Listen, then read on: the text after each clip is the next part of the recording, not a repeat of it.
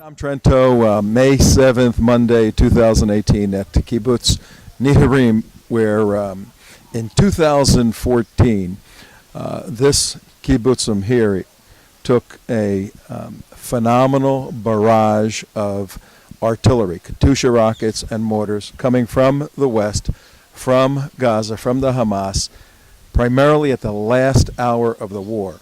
And a building you're going to see in a moment was a building that was hit and a power station that was hit, and a place where 3 men came out to restore power so that they can get communications.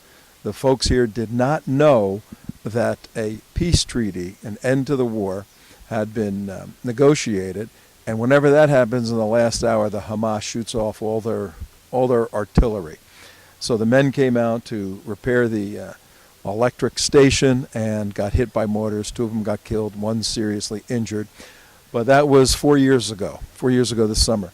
But this community is striving tremendously and gotten beyond that and growing. But as you can see, with the bomb shelters all around, they're always prepared.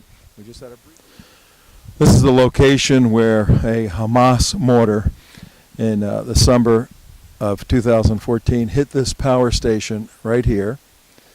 And 3 brave men came out to repair the power so that the children can have air conditioning and they can get their cell phone batteries recharged to find out what's going on. They had no communication as the power was out for several hours.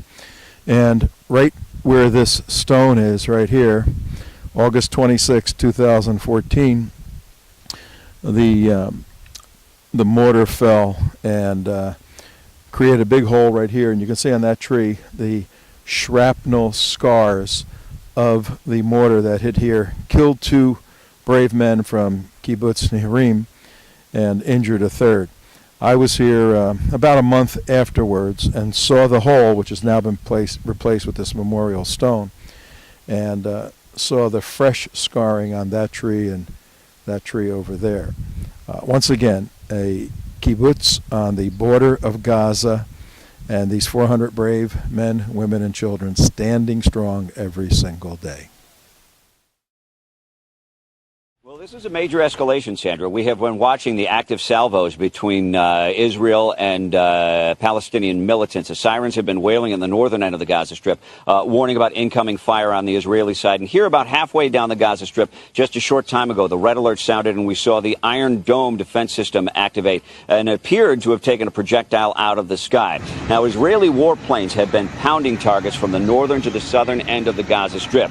The IDF now says that more than 35 different targets have been hit. Training camps for both Islamic Jihad and Hamas were hit. A weapons storage facility, maritime targets, a smuggling tunnel that went under the Egyptian border and also under the Israeli border. That was hit. And Israel's claiming that some of the weapons used by Islamic Jihad were supplied by Iran. Here are some of the remnants of one of those Islamic Jihad weapons. This is shrapnel from a mortar that crashed down just outside of a kindergarten on the Israeli side of the border. And just a short time before parents would have dropped off their kids, all of this major, very razor sharp, I should say, metal was flying all around this kindergarten just outside of the playground here. No injuries to report on the Israeli side of the border. Sandra? Mike, did Hamas launch the mortars? Well, Islamic Jihad claimed responsibility for the mortar attack and said it was in retaliation to an Israeli strike on one of their fighting positions last Sunday that killed 3 Islamic Jihad fighters. But this was a big attack, 25 mortars followed with automatic gunfire. Israel did activate the Iron Dome system and claims to have knocked a number of those projectiles out of the sky, I should note. But still, an attack that size, 25 mortars, Islamic Jihad gets along with Hamas. It is unlikely that they could have or would have done that without the knowledge and or blessing of Hamas. And Hamas, besides the fact that they get along with Islamic Jihad, they have an iron grip on everything that happens inside of the Gaza Strip. Israeli Prime Minister Benjamin Netanyahu said, despite the Islamic Jihad claim of responsibility, Hamas will be held responsible.